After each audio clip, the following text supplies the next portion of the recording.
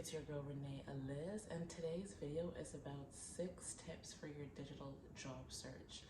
Now, 2020 has again been such a crazy year. The pandemic has completely shifted the way we do things in life, and we have job searched online before, but things have taken quite the turn in terms of how we present ourselves online and tools that we actually use.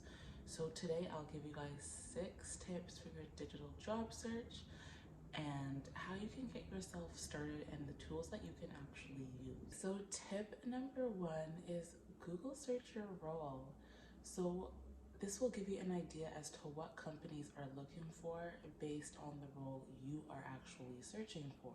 So for example, you'll notice that after you have completed a course or a program, there will be a list of names or designations that you can use for your title. So for example, if you've taken a technical writing course, some of the names that you can look for when you're job searching is actually documentation specialist, information developer, or even just the plain old simple words technical writer.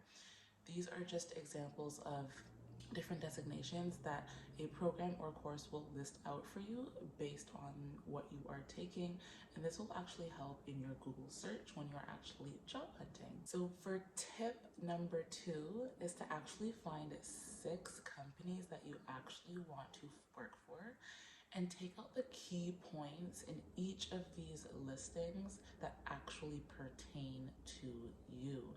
Now, what you're actually going to do is utilize all of these key points that actually pertain to you and actually clean up your resume as well as your cover letter. This cover letter is going to encompass all of these key points when you are drafting your cover letter together. The next step is, now this is one of my favorite things because you have the employee asking for your reference, but in reality, you can kind of get an insight to a company prior to even applying or even being hired.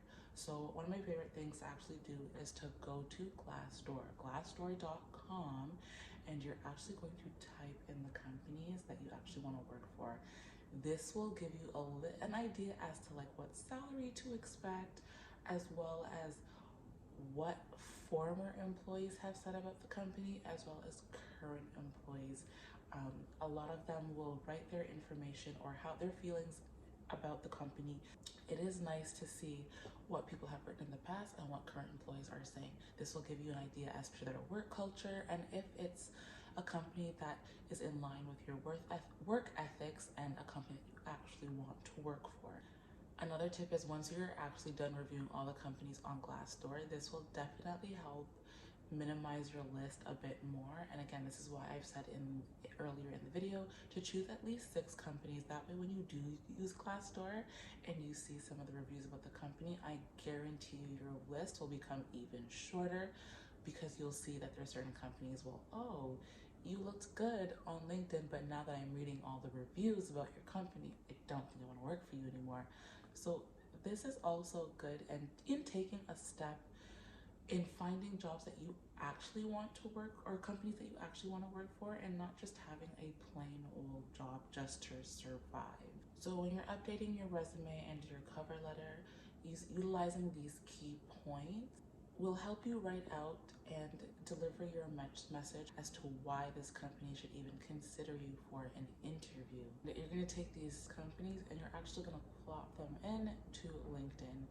You can use any other job search bank, but I find that LinkedIn is prime right now and has been for a little bit, so I would suggest utilizing LinkedIn.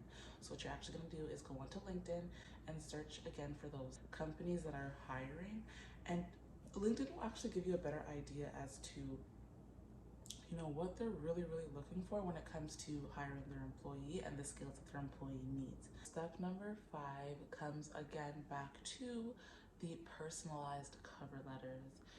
Now, what you can do is take all of those key points from each of these listings, and whatever pertains to, you're actually going to draft a cover letter for each company. Now, for some people, this might seem a little bit daunting, but if you put in the work, you will get the reward, and I would not suggest drafting a plain old simple cover letter to shoot off to these companies. Sometimes when you're actually reading through, you can actually tell it's just a generic cover letter, and you don't want to do that. Each company's position can be slightly different and can offer something different or more beneficial. So you're going to want to draft your cover letter specifically to the company that you are actually applying to. So again, just to reiterate, if it's 6 is too much, chalk it down to 3. But each cover letter should be specific to each company. Do not utilize a generic cover letter for these companies that you are actually sending your resume out to. Again, technology has increased immensely, and you have everything from AI software that these recruiters are now using that can easily bypass your resume. So you're going to want to do extra things to make sure this AI software is not bypassing your resume. And if they are, you're going to take some additional steps to ensure that your resume still gets seen, and I'm still going to tell you how to do that. Tip number 6. Now, like I've said before, AI is one of the biggest pieces of software that a lot of companies are now utilizing, and you want to bypass the noise. You don't want an AI software scanning your resume or your cover letter and saying, nope, skip, move on to the next. And if that does happen, again, there are tips and tricks to still getting ahead of the competition. So what you're actually going to do is apply for your job like you would in LinkedIn. But what you're actually going to do is ping or quote unquote message the CEO or hiring manager directly. Now, this will definitely put your resume in front of a lot of competition, but again, there also is a way to do it, and this is where your personalized cover letters do come in. A generic cover letter will not work. You need to personalize your cover letters in order to get eyes on you. You don't want anybody ignoring you. The more eyes you have on you, the more chances that you will get hired from the company that you actually want to work for. And so what I will be doing is another video, and I will be telling you guys 6 tools that I actually utilized to job search and land my first entry-level IT job. And these are all tips and tricks that I would love to share with you guys. So I hope you guys enjoyed this video. Don't forget to hit the subscribe button, like, comment, and share. XOXO.